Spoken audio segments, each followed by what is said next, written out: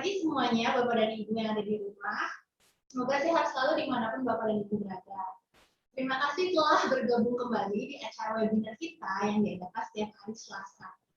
Perkenalkan, saya Duna, dan di sebelah saya sudah ada Bu Dokter cantik, yaitu Bu Dokter Prati. Mari sambut dulu, Bu Dok. Selamat siang, Bapak Ibu sekalian. Semoga sehat-sehat ya, Bu Dok, kabarnya ya, Bu Dok. Amin. Udah lama sekali nih kita nggak berbincang secara langsung seperti ini ya, Bu Dok. Iya, betul. Karena selama ini kita mau selalu menggunakan Zoom. Ya. Dan kita sudah vaksin ya. Iya, kita berdua sudah vaksin ya, Bapak dan Ibu, jadi tidak perlu khawatir lagi. Nah, untuk acara topik hari ini, kita akan membahas detox meningkat imun. Topik ini sudah tidak asing lagi mungkin untuk sebagian besar Bapak dan Ibu yang ada di rumah. Karena kita juga sudah mempunyai program-program detox sendiri yang ada di Senadi. Tapi untuk lebih detailnya ini, Bu Dokter akan menjelaskan nih, gimana detox akan membantu untuk meningkatkan imun. Bu Dokter dimulai aja kali ya, Bu Dokter. Oke, baik.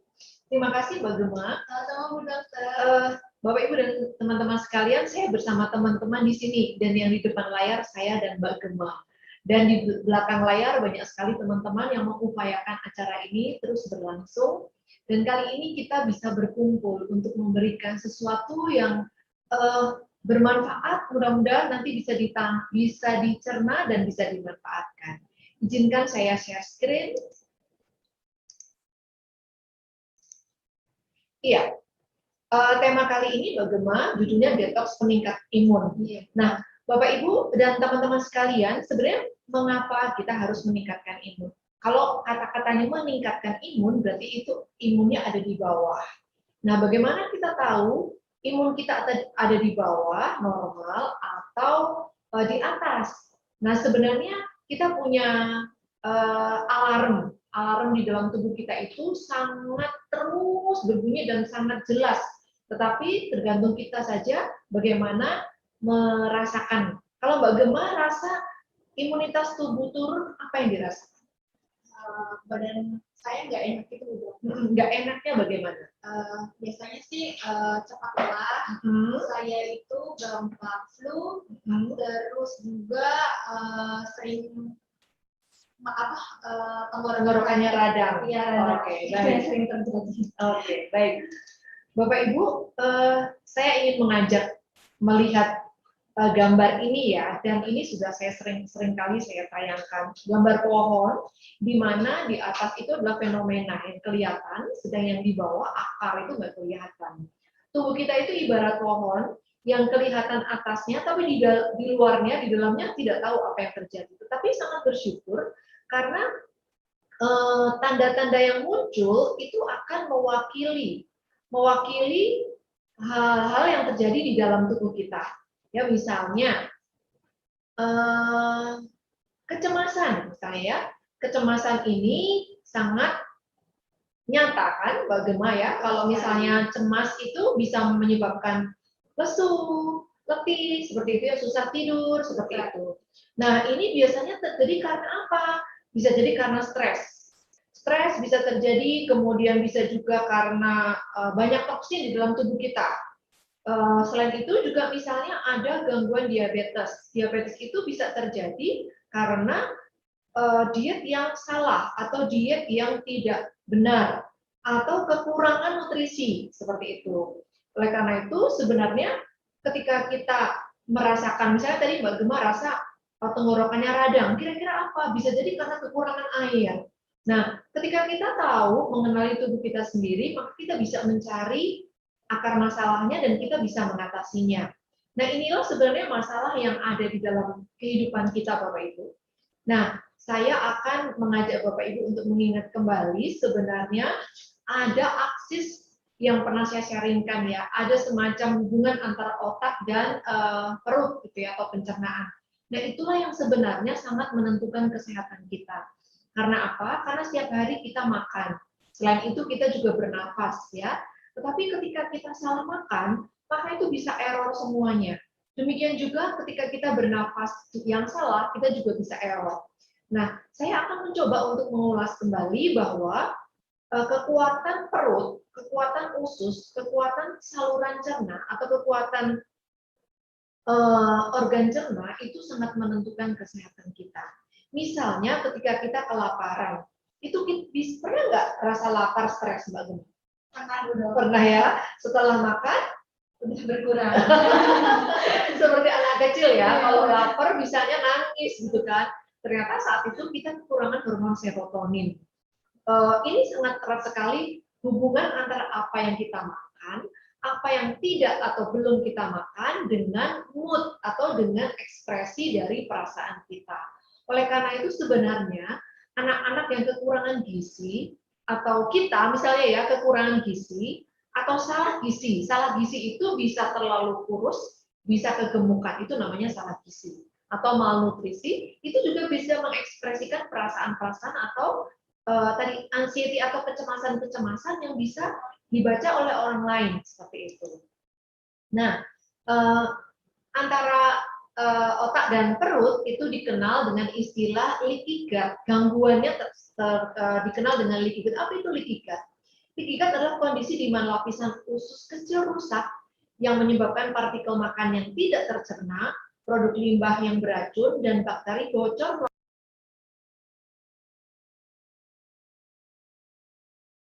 sesuatu yang bocor gitu Mbak Gema. Kalau misalnya anduk gitu ya, anduk kita lihat kan ada jenjut-jenjutnya ya.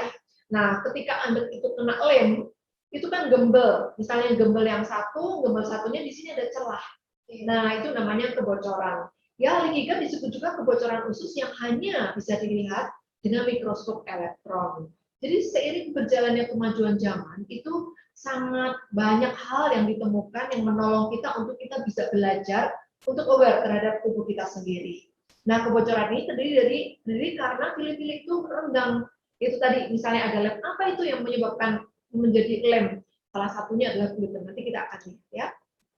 Nah, tanda-tanda leaky gut. Tanda-tanda leaky gut itu banyak sekali. Tadi Mbak Gema sudah mengungkapkan ya.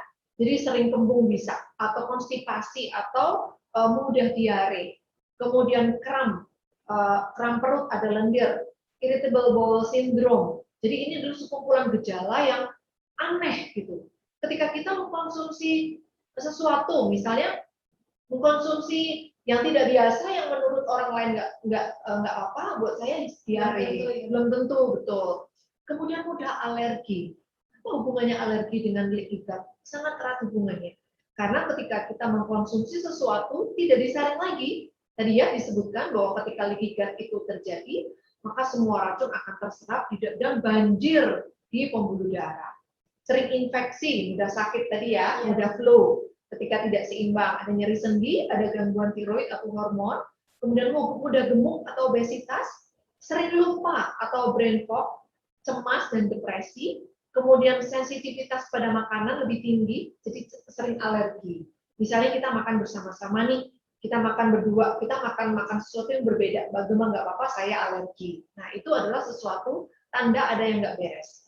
Kemudian bisa mah, GERD, kemudian ada hernia hiatal, itu ada di diafragma, kemudian defisiensi gizi mikro, kemudian ada bau mulut, kemudian sel kulit atau jerawatan radang, itu juga ternyata bisa terjadi karena ada gangguan di usus. Jadi sebenarnya kalau misalnya kita jerawatan, kita mesti evaluasi makan apa ya kemarin, gitu ya. Pernah nggak? Iya, pernah. Saya pernah konsultasi ditanya makanannya apa nih ya, sejaga juga. Nah, berarti kan jelas sekali ya antara kulit sama usus itu erat sekali hubungannya. Kemudian keluhan kronis yang berkepanjangan. Itu biasanya misalnya anak-anak amandel yang anemia kronis, autoimun, kanker, Parkinson, dan Alzheimer, dan masih banyak lagi. Jadi sebenarnya leaky gut itu menolong kita untuk kita bisa mengoreksi tubuh kita sendiri. Nah, ini adalah gambar di mana ini adalah usus Bapak Ibu ya. Jadi misalnya ini ada makanan lambung, makanan yang masuk ke lambung, kemudian masuk ke usus halus, disinilah terjadi kebocoran kalau terjadi leaky gut tadi ya. Nah, ini adalah gambaran jonjot-jonjot ususnya. Kalau ini melebar, maka semua toksin masuk dan banjir toksin di dalam pembuluh darah. Nah, ketika terjadi banjir toksin, Bapak Ibu, di pembuluh darah, maka akan terjadi food intolerance tadi misalnya salah satunya, dan terjadi gangguan sistem imun. Jelas ya Bapak Ibu ya, jadi ketika kita makanannya salah, terjadi kebocoran usus, maka sistem imun kita kacau, gitu. Sistem imun itu akan bermanifestasi terhadap apa? Terhadap tadi Bapak Ibu, penyakit-penyakit yang digambar pertama tadi. Hal-hal yang terlihat, diabetes, artritis, nah, memang ini ada hubungannya sangat erat. Jadi memang gangguan di dalam usus ketika diselesaikan itu bisa banyak sekali membantu penyakit-penyakit kronis yang ada di dalam tubuh kita. Nah, sebenarnya kita mau cari nih, apa sih penyebabnya leaky gut? Kalau Mbak Gema tadi dari apa? Makanan ya, makanan terus menyebabkan jerawat gitu ya. Nah, saya akan coba membantu Bapak Ibu dan kita semuanya mengingat-ingat sebenarnya. Nah, kita tergantung dengan apa yang kita sebut 5P ya. Beberapa kali saya sudah sampaikan juga, kita coba stop 5P. Kalau kita menggunakan yang pewarna sintetis, pengawet sintetis, penyedap rasa sintetis, kemudian pangan dengan pestisida, dan pemanis yang sintetis, maka sudah jelas akibatnya akan mengganggu permukaan usus. Lalu ketika kita tidak mengerti, tidak mengenali jenis makanan, dulu bagaimana ingat nggak makanan apa yang menjadi penyebab jerawat? Pedas. Oh pedas, oke. Okay. Kacang-kacangan sama gorengan. Padahal mereka nggak salah ya. Padahal enak ya. Ya jadi sebenarnya ketika kita mengenal jenis makanan, ya 3J1 itu kita mengenal jenis makanan. Terus berapa banyak makannya? Pedas tuh aku hampir setiap hari juga karena siapa sih yang nggak suka pedas bedok, kalau nggak pakai cabai kayaknya hambar gitu bedok. Ya artinya berarti saking senengnya jadi jumlahnya nggak jelas. Iya. Makannya pagi, siang, sore, atau sepanjang hari? Biasanya sih siang malam tapi kadang nggak tentu juga udah. Tapi sekarang sudah enggak? Udah dikurangi. Sudah dikurangi. Dan disitulah gunanya kita mengenal jenisnya, jumlahnya, jadwalnya, dan cara mengolah. Cara mengolah yang salah itu juga akan menyebabkan leaky gut. Ya, itu dari dietnya. Kemudian gluten. Gluten adalah protein yang ada di dalam karbohidrat. Misalnya yang ada banyak sekali gangguan pada orang-orang yang autoimun adalah mereka tidak bisa mengkonsumsi protein yang ada di terigu. Itu akan menyebabkan seperti lem gitu ya. Jadi seperti yang tadi Mbak Gema, gembel tadi gembel tahu ya? Apa yang gembel tuh jadi menggumpal gitu ya. Gembel itu bahasa Jawa. Menggumpal gitu ya. Nah, itu menyebabkan menggumpal di dinding permukaan usus halus. Kemudian produk-produk yang terkait dengan susu itu juga bisa menyebabkan atau menjadi penyebab dari leaky gut. Kemudian obat-obatan. Antibiotik yang tidak bisa diterima tubuh bisa menjadi pencetus, kemudian steroid dan analgetik. Ini tentu terjadi pada orang-orang yang memang pencernaannya sudah rusak seperti itu. Kemudian ada banyak faktor lagi, polusi. Polusi tidak kita makan, tapi polusi kita hirup, gitu ya. Tapi polusi juga bisa kita makan dari makanan-makanan yang memang berpolutan, gitu ya. Jadi ada banyak zat-zat yang non nutrisi. Kemudian racun jelas. Racun adalah bisa jadi tadi ya pengawet dan sebagainya itu yang menyebabkan tubuh kita itu seperti mendapatkan benda asing. Lalu stres. Jelas stres itu akan menyebabkan gangguan yang semuanya muncul. Bagaimana? Sering gitu. Sering. Seperti apa? Manifestasi stres di dalam tubuh. Karena dari kerjaan juga mungkin. Waduh. Dari kerjaan, terus kadang dari masalah sendiri keluarga. Gitu. Oke, itu sumber stres. Kemudian bagaimana manifestasi atau tubuhnya tuh bereaksinya apa? Asam lambungnya. Oh, asam lambung. Terus cara mengatasinya gimana? Kalau biasa sih aku pertama minum klorofil. Ya sama aku istirahat aja sih Bu Dok. Banyak istirahat, tidur, sama ngelakuin hal-hal yang aku suka untuk mengubah moodnya juga jadi lebih baik. Lama-lama asam lambungnya juga turun gitu. Artinya berarti Mbak Gema sudah tahu penyebabnya, kemudian manifestasi yang muncul, sama bagaimana cara mengatasinya. Ya itu sebenarnya yang harus kita tahu. Kita sadar bahwa kita tahu akar masalahnya, kemudian kita tahu manifestasinya seperti apa, dan kita tahu cara mengatasinya. Itulah sebenarnya proses di dalam kehidupan kita, termasuk gangguan-gangguan di dalam tubuh dan imunitas kita. Nah, kita tahu ini adalah gambar di mana saluran cerna menjadi sesuatu yang sangat penting, yang tentunya terkait satu sama lain. Liver adalah bagian tubuh kita yang berfungsi sebagai detoksifikasi. organ detoksifikasi adalah liver. Liver ini merupakan organ yang sangat penting karena di sana itu terkandung sel-sel, namanya sel killer, yang membunuh semua bahan-bahan yang tidak berguna. Nah, tapi ada juga yang tidak bisa dibunuh di dalam sel liver, itu akan mengganggu tubuh kita yang lain. Kemudian paru-paru adalah organ tubuh kita untuk mengekskresikan sesuatu yang tidak berguna, yaitu CO2. Tetapi bukan berarti CO2 itu tidak berguna, tetap digunakan oleh tubuh. Demikian juga oleh ginjal. Ginjal itu adalah bahan ekskresi di mana air yang tidak berguna dikeluarkan, ada zat-zat yang berguna akan diserap kembali. Lalu otak, jelas ini otak adalah bagian tubuh kita yang juga bisa menyimpan toksin. Bahayanya adalah ketika toksin-toksin itu tersimpan di otak. Yang toksin yang tidak bisa larut air dan larut lemak, ternyata dia lari ke otak. Lalu pembuluh darah dan jantung serta kulit. Nah, kulit ini sangat penting karena ini juga merupakan sistem antibodi kita. Lalu bagaimana caranya kita mengelola tubuh kita supaya tetap sehat adalah bagaimana kita memelihara saluran cerna. Ya, memelihara saluran cerna, maka otak kita juga beres seperti tadi ya.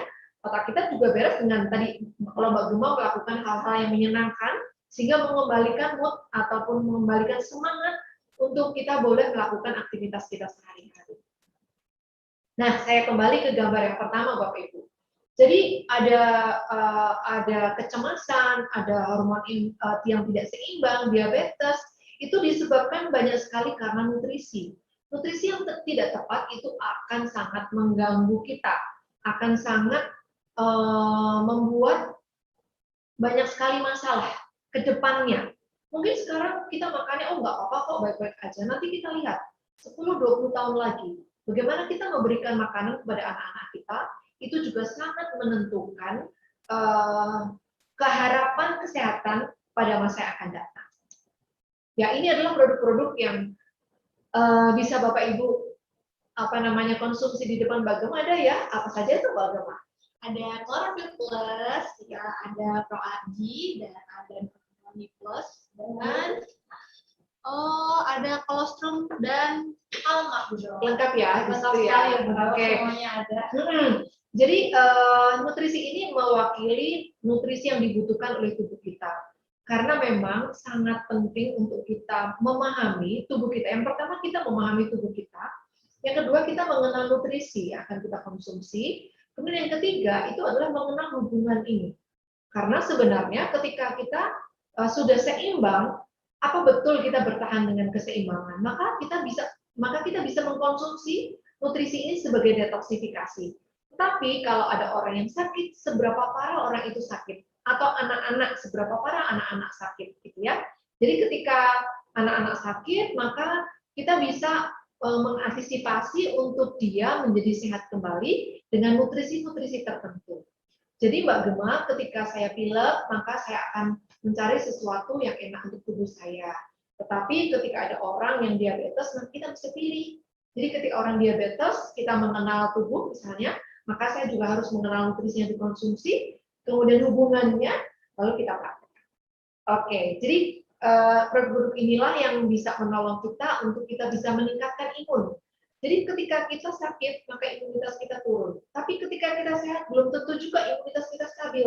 Maka produk ini adalah produk-produk yang untuk menstabilkan imunitas kita. Oke, sepertinya nutrisi saya sudah selesai. Presentasi saya sudah selesai, Mbak Gema. Ya, Bu Dok, sebelumnya terima kasih. Saya ingin konsultasi sebentar ya, Bu Dok. Karena kan orang-orang kalau itu detox itu maksudnya hanya untuk menurunkan berat badan. Tapi kan saya bilang, mau detox terus banyak orang awam bilang ngapain lagi detox, udah kurus gitu. Padahal detox itu membantu untuk mengurangi ya misalnya penyakit saya tadi ada GERD gitu. Seperti itu Bu Dok, karena banyak yang mengira detox itu rata-rata untuk menurunkan berat badan. Ada enggak ya Bu Dok? Enggak. Membantu penyakit juga bisa ya Bu Dok. Betul, untuk mengeluarkan racun dari kata-katanya detox, toksin ya. Jadi mengurangi racun atau sebenarnya mengeluarkan racun yang menjadi penyebab tadi, misalnya tadi GERD gitu ya, diabetes, itu kalau bisa seminimal mungkin racun itu ada di dalam tubuh kita. Ini udah masuk sesi tanya jawab Bu Dokter ya.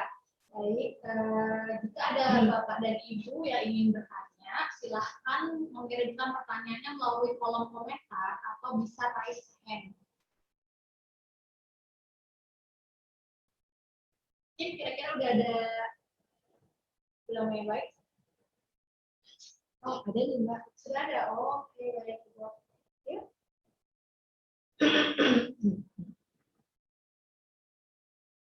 Bisa saya ini kan? Mau Bu Dokter saja? Boleh Bu Dok, kalau memang sudah ada pertanyaan langsung direct ke Bu Dokter. Bu Dalia Handriani. Bisa minta tolong admin untuk ya. Oke, Bu Dalia. Ya Dok, selamat siang Dok. Ya, selamat siang Ibu. Ya Dok, ini maaf ya Dok ya bertanya nih. Ini yang minggu yang kemarin tuh kan lupa itu yang dikasih sama dokter itu yang peradangan sendi kayak Kalmak, Noni dan Spirulina. Nah itu di Noni itu 2 kali pagi dan malam boleh? Boleh Bu. Oh, oke. 30 cc atau 5 sendok makan ya Bu ya. Terus itu diminumnya boleh sesudah makan atau bebas atau gimana Bu tuh? Iya, nutrisi itu akan lebih efektif diminum 1 jam sebelum makan. Tetapi kalau misalnya ada gangguan lambung boleh setelah makan. Kalau Mbak Gemma bisa minum sebelum makan atau setelah makan? Aku sih tentatif ya. Oh, bisa dua-duanya. Oke. Jadi kalau untuk penyerapan lebih baik, Bu, karena nutrisi ini sebenarnya tidak mengganggu lambung. Tetapi kalau itu ada gangguan lambung, berarti diminumnya amannya setelah makan supaya penyerapannya lebih sempurna dan tidak mengganggu. Jadi kalau pas pada saat perut kosong sebenarnya ketika masuk ke dalam lambung, kemudian masuk ke dalam usus itu penyerapannya akan lebih optimal. Oh, oke Bu. Terus ini Dok, kalau minum obat berarti 1 jam setelah obat dari dokter ya Dok? Ya, betul Bu. Kalau ada obat kimia tetap diminum karena bagaimanapun Ibu kan sudah diperiksa dokter. Saya tidak pernah menghentikan obat kimia kalau memang itu diperlukan, ya. Dan ketika nutrisi itu masuk, ya itu sebagai nutrisi gitu. Karena nutrisi dan obat kimia kan berbeda. Jadi memang kalau bisa diberikan jarak. Oh iya, sama contoh kayak misalkan obat darah tinggi 1 jam setelah itu baru nutrisi masuk gitu ya Dok? Iya Bu, atau 2 jam setelahnya. 2 jam setelah Ya, minum obat. setelah minum obat, ya. Oke. Terus ini Dok, punten satu lagi. Kan ini setelah itu teh terus kan kemarin tuh kerja ceritanya bawa barang jadi pegel Dok ini. Nah, nutrisi yang untuk ini apa ya Dok? Dari energi kan bawa iya, jadi kaki dan badan bawa ini produk kemarin. Oh, ya harus istirahat yang pertama. Kemudian Ya. jangan lupa ya minum air putih ya Bu, karena seringkali ketika kekurangan minum air putih itu pegel-pegelnya muncul. Terus biasanya kita akan nyaman kalau mengkonsumsi vitamin B kompleks. Nah, vitamin B kompleks itu banyak ada di Nutriburst. Ya, tentu mengurangi radang-radang itu bisa juga minum noni. Kalau Nutribusnya berapa Dok? Gimana? Berapa? Bisa nyamannya, bisa 1 scoop atau 2 scoop langsung dikonsumsi. Nah, kalau Ibu mau rasain pada saat sebelum tidur, Bu, supaya dirasakan ketika bangun tidur rasanya gimana. Ya. Nah, sebelum tidur, jadi 1 sendok atau 2 sendok boleh? Iya. Oh, terus itu doang ya Bu ya, nutrisi itu aja Dok ya, Nutribus aja. Iya. Oh siap Dok. Jadi 1 atau 2 sendok boleh ya? Iya boleh. Oke, terima kasih Dok. Sama-sama. Baik, terima kasih Ibu yang sudah bertanya. Kali ini saya sudah mendapatkan beberapa pertanyaan lagi. Ini dari Mimin Bekasi. Siap Dok, produk apa sebaiknya untuk anak yang lagi pengobatan TBC? Terima kasih. Oke, baik. TB paru atau TB kelenjar adalah penyakit yang ada di negara tropis. Dan ini sudah sangat umum. Hanya memang pengobatannya itu biasanya sampai minimal 6 bulan. Oleh karena itu yang perlu diketahui adalah bahwa obat-obatan ini adalah toksik atau memberikan dampak yang tidak baik untuk liver. Ini semua orang atau dokter juga sudah menjelaskan. Sehingga kita sebagai ibu harus tahu bahwa liver ini bakal terancam gitu ya karena side effect. Tetapi kalau ibu bisa memberikan nutrisi makanan sehari-hari cukup seperti itu ya, dan protein terutama untuk menguatkan liver, maka liver ini juga tetap akan sehat. Kemudian kalau mau ditambahkan dengan nutrisi sinergi, ibu bisa memberikan kolostrum dan spirulina. Kita tahu kolostrum untuk daya tahan tubuh anak juga bagus, spirulina juga akan sangat membantu metabolisme di liver. Umurnya berapa tadi, Pak? Tidak disebutkan ya. Kalau di atas 12 tahun, ibu bisa berikan 3 kali 1 masing-masing. Kalau di bawah 12 tahun, tapi sebenarnya kalau tahu berat badannya juga saya bisa memberikan masukan sebenarnya. Tapi gambarannya secara garis besar seperti itu.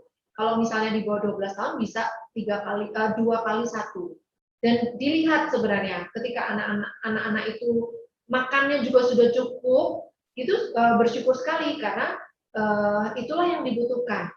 Terus tidak minum teh ya, maksud saya tidak minum teh dekat dengan minum nutrisi atau minum obat, karena teh itu mengandung zat yang mengecilkan pori-pori di usus sehingga penyerapan nutrisi tidak baik dan itu juga akan mengganggu penyerapan zat besi. Kebanyakan anak-anak yang mengalami TB itu anemia karena zat besinya tidak terserap dengan baik. Sehingga kalau bisa, kalau misalnya kepengen minum teh, minum klorofil aja. Digantung. Iya, betul sekali. Baik, semoga menjawab ya Bu Mimin. Selanjutnya ada pertanyaan dari Bu Asdiba. Saya mau tanya Bu Dokter, kalau detox selalu penurunan berat badan, bagaimana dengan orang yang kurus seperti saya? Kalau detox apakah tambah kurus Dok? Atau ada aturannya? Mohon jawab ya Bu Dok. Usia saya 50, mohon maaf, usia saya 50, berat badan cuma 38 Bu Dok. Terima kasih Bu Dokter. Oh, oke. Baik, tingginya nggak disebutkan ya? Iya, tidak disebutkan ya. Baik, tapi dengan berat badan segitu kecil sekali ya. Jadi detox itu adalah tidak bertujuan semata-mata menurunkan berat badan atau menaikkan berat badan. Nah, yang saya perlu tanyakan kepada Ibu adalah apa yang menyebabkan berat badan itu turun? Nah, itu kita mesti ketahui dulu. Sehingga kita bisa sedikit menganalisa, memberikan nutrisi yang tepat. Nah, penurunan berat badan bisa disebabkan karena banyak hal. Salah satu yang paling gampang adalah frekuensi makan yang kecil atau tenaga yang dikeluarkan lebih besar daripada makanan yang masuk atau energi yang dikeluarkan lebih besar daripada energi yang masuk. Kemudian, apakah ada penyakit? Apakah ibu menderita penyakit maksudnya yang kronis? Nah, penyakit kronis itu juga akan menghambat kenaikan berat badan. Yang paling gampang kan yang pertama kan ya, frekuensi makan, jumlah makan, itu apakah sudah sesuai antara yang dikeluarkan, energi yang dikeluarkan, dan energi yang masuk. Nah, kalau misalnya ibu mau detox, ibu tetap minum, tetap makan misalnya ya, bisa frekuensi makan itu 5 kali. Sebenarnya kita makan 5 kali ya Bu ya. Misalnya ya, makan pagi, kemudian ada snack time, makan siang, snack time lagi, sama makan malam. Nah, bagaimana? Apakah ibu sudah mencukupi makanan ini? Kalau belum, mulai, karena frekuensi makan itu juga akan sangat menolong. Bagaimana dengan produksi energi? Itu bisa bervariasi. Misalnya ibu makan sarapan, kemudian jam 10 itu ibu bisa mengkonsumsi nutrisi sinergi yang bisa membantu menaikkan berat badan. Misalnya shake antara Max Pro dan NutriBurst, ya. Kalau misalnya ibu berat badannya sedikit, nah ini sebenarnya dilema karena ketika berat badan sedikit, lambungnya kecil. Kalau saya menganjurkan masing-masing 2 scoop, kayaknya kebanyakan ya Mbak ya. saya pun kalau masing-masing 2 scoop banyak sekali. Ibu bisa mulai 1 scoop. Bisa ditambahkan nutrisi seperti spirulina juga. Kemudian makan siang, lalu kembali lagi nutrisi sinergi. Lalu di sini makan malam atau dibalik. Misalnya ini nutrisi sinergi sebagai sarapan, pas snack time kita makan nasi, makan lauk pauk, buah-buahan seperti itu. Lalu ini nutrisi sinergi lagi, ini snack lagi, ini makan malam nutrisi sinergi lagi. Jadi ada banyak variasi. Yang pasti ketika kita mengkonsumsi nutrisi sinergi secara rutin ya, konsisten, dan continue pada waktu tertentu, maka kita bisa mendapatkan sesuatu yang bisa kita harapkan. Nah, inilah pentingnya evaluasi dan monitor. Karena ketika kita tidak mengevaluasi, kita tidak tahu hasilnya. Ketika kita tidak monitor, maka kita juga nggak peka terhadap apa yang kita makan dan minum. Mudah-mudahan membantu, Mbak Gemma. Ya, semoga membantu ya Bu Asmiba. Terima kasih pertanyaannya. Ibu Dok, selanjutnya ada dari Ibu Sri Sartini Asih. Siang dokter, saya bulan lalu kena COVID. Alhamdulillah sekarang sudah sehat. Syukurlah. Tetapi masih belum begitu kuat. Obat apa ya Bu Dokter yang harus saya konsumsi? Terima kasih. Iya, memang sisa-sisa infeksi karena COVID banyak sekali yang merasakan ya Bu ya. Yang pasti jaga 5 keseimbangan yang selalu saya sampaikan. Aktivitas kerja, kalau misalnya ibu masih lemes, jangan dipaksakan, karena memang sisa gejala sisa itu masih ada. Tapi tetap harus beraktivitas. Sekali lagi tidak dipaksakan. Kemudian asupan makan, bagaimana dengan asupan makan? Apakah sudah pulih seperti sebelum sakit? Karena kalau misalnya belum pulih atau tidak diupayakan, maka itu nendangnya itu juga akan lambat, gitu ya. Kemudian istirahat. Istirahat itu waktu tidur, apakah sudah nyenyak atau belum? Nah, ketidaknyenyakan itu karena apa? Jangan sampai kita tidak bisa tidur nyenyak karena lapar. Nah, itu jangan sampai. Karena lapar adalah merupakan bahasa tubuh untuk memenuhi energi. Kalaupun misalnya ada aturan jangan makan waktu mau tidur, tapi waktu itu ibu butuh, makan aja nggak apa-apa sekarang, gitu ya. Kemudian olahraga tentu belum bisa, kalau belum bisa olahraga di tempat saja. Yang penting kita melakukan gerakan-gerakan semampu kita. Kemudian mengelola stres. Nah, mengelola stres ini bisa dengan bersosialisasi, misalnya sekarang ikut Zoom gitu ya, atau kita punya grup-grup WA keluarga atau teman-teman, tentu kita harus memilih jangan masuk ke dalam grup yang isinya gosip atau berita-berita yang nggak jelas. Punya? Nah, itu kita harus pilih, kita harus bijaksana. Kalau perlu kita keluar, itu nggak masalah. Nah, itu yang perlu kita kelola yang kadang-kadang tidak sadar Mbak Gemma. Kita iseng-iseng buka-buka gitu ya, kita dapat berita yang nggak jelas, terus kita keikutkan, kepikiran gitu. Nah, itu yang kita mesti antisipasi dan hal itu sangat sering terjadi. Mengapa saya bisa bicara begitu? Karena saya juga bisa merasakan.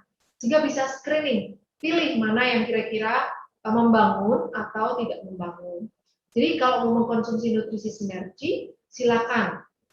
Spirulina akan membantu meningkatkan daya tahan tubuh dan meningkatkan stamina. Kemudian kolostrum dan kalma. Boleh nggak yang lain? Boleh silakan.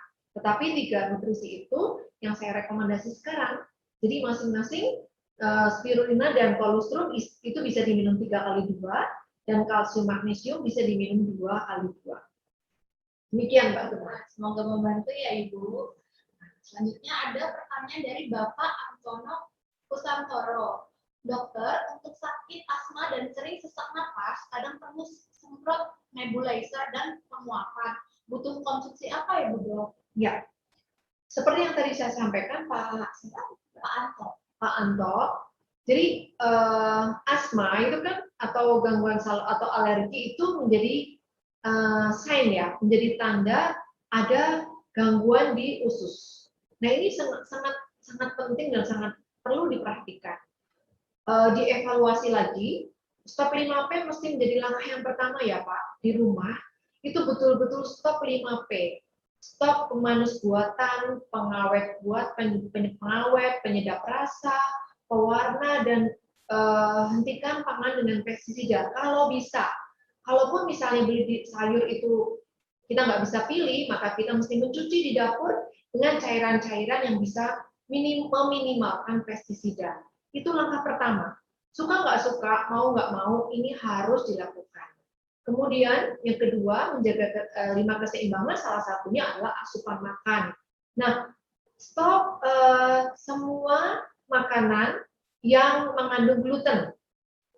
Maksudnya apa sih? Yang paling gampang adalah stop semua makanan yang berbahan yang mengandung terigu. Ya. Kemudian semua makanan yang kemasan itu coba di stop supaya kita bisa tahu efeknya. Kemudian tentu makanan-makanan kemasan seperti di kaleng atau minuman itu harus di stop. Kemudian stop gula, terutama gula pasir, stop, betul-betul stop, diganti dengan gula yang alami atau madu. Nah, itu adalah langkah-langkah yang bisa kita lakukan di rumah terkait dengan budaya. Karena budaya itu akan menghasilkan sesuatu yang lama. Asma ini kan lama kan Kak ya. Jadi ini benar-benar harus memerlukan waktu yang panjang. Kemudian, kalau nutrisi sinergi, Bapak bisa mulai, kalau bisa mulai dikonsumsi 2x2, itu dikonsumsinya itu bisa pas snack time ya, seperti jam 10 dan jam 3, atau boleh ketika siang dan malam, boleh silakan, atau pagi, itu sangat fleksibel. Kemudian kolostrum. Nah, nutrisi ini dikonsumsi secara konsisten, tidak boleh bolong-bolong, tidak hanya ketika kambuh, tetapi justru ketika tidak kambuh, itu diminum. Silakan mulai dari 2 minggu dulu sampai 1 bulan dengan dosis yang konsisten. Kalmak 2x2, kolostrum 3x2 sampai 3x3, atau bisa juga sampai 3x5, kemudian spirulina 3x2 sampai 3x3. Lalu ditambahkan lagi dengan klorofil. Dan kita mesti perhatikan gangguan saluran asupan untuk saluran cernanya betul-betul harus disiplin. Demikian Mbak Gemma. Terima kasih Bu Dokter, jawabannya luar biasa sekali. Selanjutnya ini ada pertanyaan dari Ibu Wita Hartana. Siang Bu Dok, mau konsultasi. Ada saudara punya gangguan jantung koroner dan sudah pasang 2 ring. Saat menjalankan program detox selalu gemeteran. Tidak hanya di awal detox, bahkan di hari ke-7 pun masih gemeteran. Padahal sudah saya sarankan hanya dengan pola 2. Sehingga siang masih bisa makan sehat. Apa solusinya ya Bu Dokter? Mohon saran. Terima kasih. Iya. Untuk pola 2 yang sudah disarankan sudah betul ya Bu ya. Jadi ada boleh makan. Nah, sekarang coba turunkan lagi. Dibalik gitu. Jadi nutrisi sinerginya justru dimakan 1 kali saja sehari siang. Untuk kita bisa melihat, nah itu bagus sekali karena Ibu mengevaluasi dan memonitor ya. Karena disitulah sebenarnya nilai di mana kita bisa melihat dampak atau hasil detox yang baik, tetapi ketika orang mengkonsumsi dampaknya belum sampai yang seperti kita harapkan. Memang kita perlu step by step untuk menghadapi orang-orang yang mengalami penyakit kronis. Ibu bisa balik, maksudnya paham ya Bu ya. Jadi nutrisi sinerginya pas siang saja, atau salah satu dari pagi, siang atau sore. Jadi makan biasanya itu bisa 2 kali. Nah, hanya saja gemeterannya itu kenapa? Apakah karena kurang makan atau kurang kalori, atau karena kurang minum, atau salah satu dari nutrisi kita menyebabkan tekanan darahnya drop atau gulanya drop. Nah, itu yang perlu dievaluasi. Memang nggak gampang, tetapi yang paling mudah tadi saran saya adalah detoxnya sekali saja sehari, jadi dibalik dari pagi stop sarapan, siang detox menggunakan nutrisi sinergi, sore makan lagi, dievaluasi lagi, diuji coba sampai Bapak itu nyaman. Karena sebenarnya yang menentukan detox itu baik bagi dirinya atau bukan adalah orang yang minum. Jadi kita sebagai pihak luar bisa membantu menyarankan, oh Pak mungkin begini, kita coba ya, dicoba ya, dan sambil mengevaluasi dan memonitor apa-apa yang terjadi setelah mengkonsumsi detox yang sudah diubah. Itu Mbak Gemma. Jadi setiap kita konsumsi produk sinergi itu baiknya kita juga memberi ulasan sendiri ya, apa yang cocok, apa yang enggak ya Bu Dokter untuk kita sendiri. Betul. Nah, itu sangat membantu sekali ya Bu Dokter. Betul. Baik, semoga terjawab ya pertanyaannya Ibu. Sekarang kita akan beralih dulu ke pertanyaan yang ada di YouTube. Ini dari Ibu Miske Arianti. Siang Dok, penyebab jari-jari tangan kaku habis bangun tidur itu gejala apa ya Dok? Nutrisi sinergi yang diminum apa saja ya Bu Dokter? Terima kasih. Oke. Baik Bu Miska, karena memang ketika kita bangun jari-jari kaku nggak nyaman sekali ya Bu ya. Tetapi sebenarnya hal ini biasanya sudah terjadi cukup lama, tapi manifestasi muncul baru sekarang. Nah, coba ingat-ingat Bu, saya selalu akan bertanya jumlah minum air Ibu berapa? Itu yang penting, karena ketika jumlah minum cukup, oke, sudah oke. Kemudian yang kedua, konsumsi hari-hari Ibu apa? Apakah banyak mengkonsumsi kacang-kacangan yang mengandung vitamin B, itu akan membantu untuk melenturkan. Kemudian apakah jari-jari itu bekerja lebih kencang gitu dari biasanya? Nah, kencang itu bukan berarti bekerja keras masak atau apa. Oke, kalau masak udah biasa. Itu pegang HP, Mbak, pegang HP terlalu lama, itu juga akan menyebabkan kekakuan otot-otot gitu ya. Tidak menuduh, ini hanya untuk teman-teman lain yang mendengarkan. Saya merasakan udah pernah. Oh gitu ya. Nah itu. Kemudian yang pasti kalau misalnya terjadi kekakuan, maka pembuluh darah tidak lancar sehingga tidak memberikan nutrisi kepada otot-otot. Nah, coba saja silakan Ibu mengkonsumsi nutrisi sinergi yang melancarkan peredaran darah seperti ProArgi, kemudian Noni, kemudian Kalmak ya. Karena Kalmak itu sebenarnya terdiri dari mineral-mineral yang sangat membantu tulang, otot, dan sendi.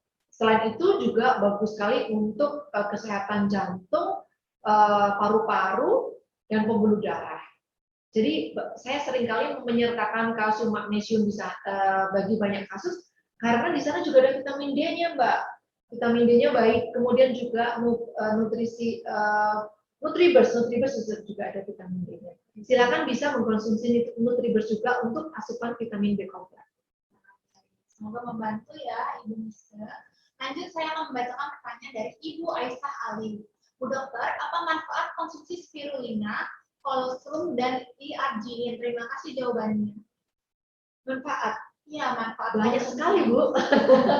Iya, kita tahu spirulina, kita kenal spirulina sebagai superfood. Nah, namanya juga superfood kan, berarti kandungannya sangat lengkap, Bu. Kemudian spirulina, L-arginine, ProArgi maksudnya kan? Iya, betul ProArgi. Oh, ProArgi melenturkan pembuluh darah. Kita tahu bahwa pembuluh darah adalah jalan kita, jalan raya. Kalau misalnya Ibu tinggal di suatu kota, kalau jalannya macet, maka transportasi kita kemana-mana juga macet. Kita nggak bisa kirim apa-apa karena jalannya macet. Maka ProArgi ini adalah melebarkan jalan, melebarkan pembuluh darah. Sehingga transportasi makanan, kita belanja, kita pesan Tokopedia, kita pesan sesuatu pakai online itu lancar. Nah, ProArginine itu melebarkan pembuluh darah sehingga nutrisi sampai kepada organ target. Kemudian kolostrum ini adalah zat makanan yang baik sekali untuk meningkatkan daya tahan tubuh. Kecuali itu juga tidak hanya daya tahan tubuh saja, tetapi untuk membantu juga ketika kita mengalami diabetes, kemudian ada gangguan autoimun, itu juga akan sangat membantu. Semoga membantu ya pertanyaannya Ibu. Lalu ini ada pertanyaan dari Bapak Cahyo Nurdi. Untuk kondisi pengentalan darah, asam urat, dan penurunan elastisitas pembuluh darah, apa nutrisi sendiri yang dibutuhkan? Lalu untuk gigi yang mulai copot sendiri, apa ada nutrisi sinergi yang bisa jadi solusinya Bu Dokter? Wah, ini kelas berat nih pertanyaannya. Ada beberapa Bu Dokter. Iya, jadi kalau kita berbicara tentang kekentalan darah, kita mesti samakan persepsi dulu ya, Pak ya. Karena darah kental, karena kurang air, kenapa saya selalu singgung air? Karena air itu sesuatu yang sangat mudah kita dapat gitu ya. Selama ada air di depan kita, selama kita tidak kekeringan, itu kita coba cukupi kebutuhan air kita. Nah, asam urat pun juga sebenarnya kekurangan air loh, Pak. Ya, kalau gangguan asam urat itu jangan salahkan daging, jangan salahkan tauge, jangan salahkan sayur mayur, enggak. Karena kalau kita makan itu dan kita minum air putih yang cukup, itu enggak bakal. Kenapa saya bisa cerita begitu pengalaman pribadi? Saya nggak berani salahkan daun pepaya yang enak, saya tidak berani salahkan daun singkong gitu kan. Tidak, setelah minum air putih yang cukup, saya makan itu enggak apa-apa. Gitu. Kemudian elastisitas ya. Iya. Ya, kalau bicara elastisitas, maka apakah sudah olahraga dengan cukup, gitu ya? Karena ketika kita berbicara olahraga, maka itu juga akan membantu elastisitas pembuluh darah. Kemudian kalau gigi yang copot itu bisa juga karena usia, bisa juga karena kekurangan kalsium. Maka situasi ini bisa kita coba berikan, ya tadi ya kasus-kasus yang tadi. Yang pertama syaratnya minum air putih yang cukup, bisa mengkonsumsi proarginine. Itu akan membantu elastisitas. Dan berharap kekentalan darah ya, saya tidak tahu maksud kekentalan darah itu karena banyak sekali artinya, itu bisa terbantu. Kemudian bisa juga klorofil. Klorofil bisa membantu untuk menurunkan asam urat loh sebenarnya. Kalau ada orang mengatakan klorofil menjadi penyebab asam urat, bisa jadi karena klorofilnya banyak tapi airnya sedikit, gitu kan? Kemudian yang terakhir pertanyaannya Mbak, Ini untuk gigi yang gigi. Usianya berapa?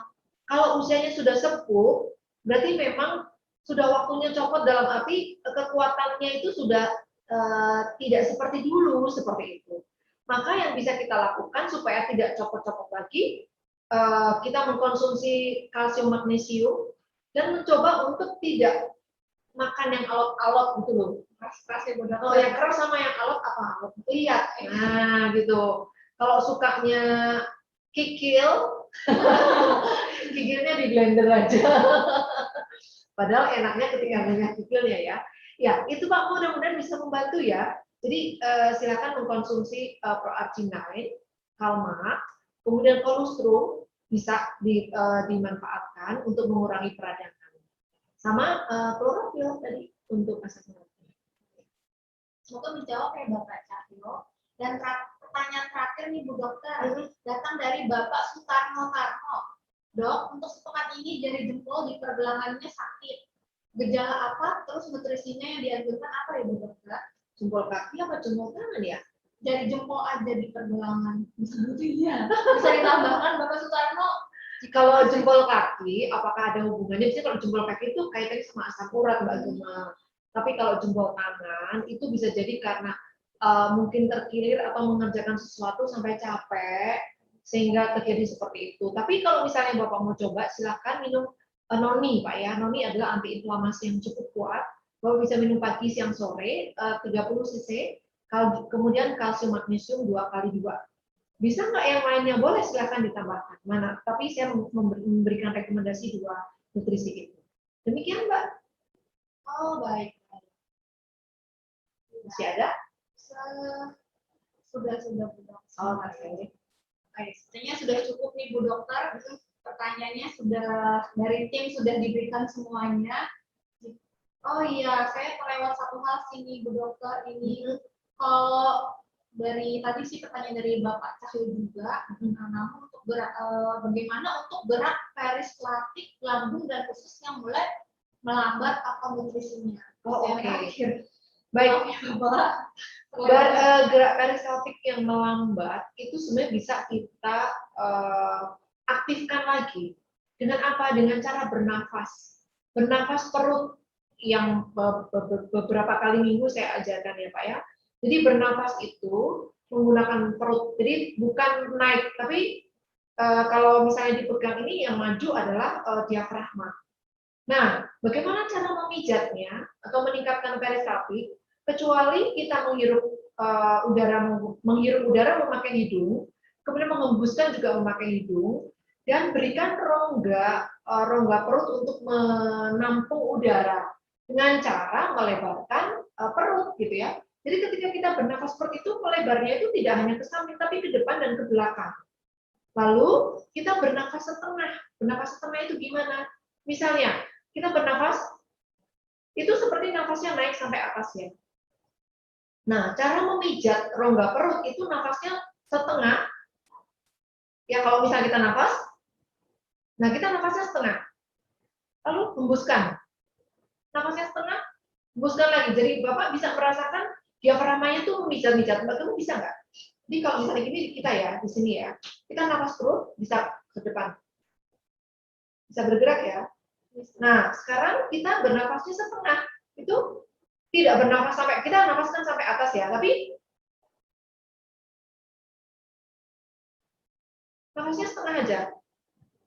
Hembuskan penuh, nafas lagi setengah, penuh. Jadi ininya tuh bergeraknya tuh maju mundur, itu diaframanya akan begini-begini. Itu ternyata bisa meningkatkan peristaltik usus. Kenapa? Karena memang ketika peristaltik usus lemah, yang satu-satunya otot, bukan satu-satunya otot ya, otot yang efektif membantu memijat itu adalah diafragma. Jadi ketika diafragma ketika menghirup itu diafragmanya lurus, ketika kita hembus diafragmanya cekung lagi. Nah begitu. Jadi kalau misalnya kita mau mijat-mijat itu akan membantu meningkatkan peristaltik usus, bahkan usus besar. Jadi bisa melancarkan buang air besar. Semoga terjawab ya pertanyaan Bapak Cio. Baik, terima kasih Bu Dokter. Sama-sama. Pertanyaan ini benar-benar ilmu yang bermanfaat sekali untuk Bapak dan Ibu yang ada di rumah. Sebelum saya akhiri, izinkan saya membacakan promo-promo untuk di bulan September ini. Pertama, ada gratis ongkir apabila Bapak dan Ibu berbelanja melalui aplikasi Exodus tentunya. Yang kedua, September spektakuler. Pembelanjaan minimal 300.000 dan berlaku kelipatan akan diundi dan akan mendapatkan hadiah yang akan diundi pada setiap akhir bulannya. Yang ketiga, ada September Super. Pembelanjaan yang terbanyak juga akan diundi di akhir bulan. Dan terakhir, paket-paket yang masih berlaku saat ini yaitu Fit and Fresh, paket Power Liquid, paket Bodyguard, dan paket Basic Active Life. Baik, terima kasih telah mengikuti acara webinar hari ini. Terima kasih Bu Dokter. Sama-sama Mbak Numa. Terima kasih Bapak Ibu sekalian. Sampai bertemu di acara webinar minggu depan. Selamat Sampai jumpa. siang.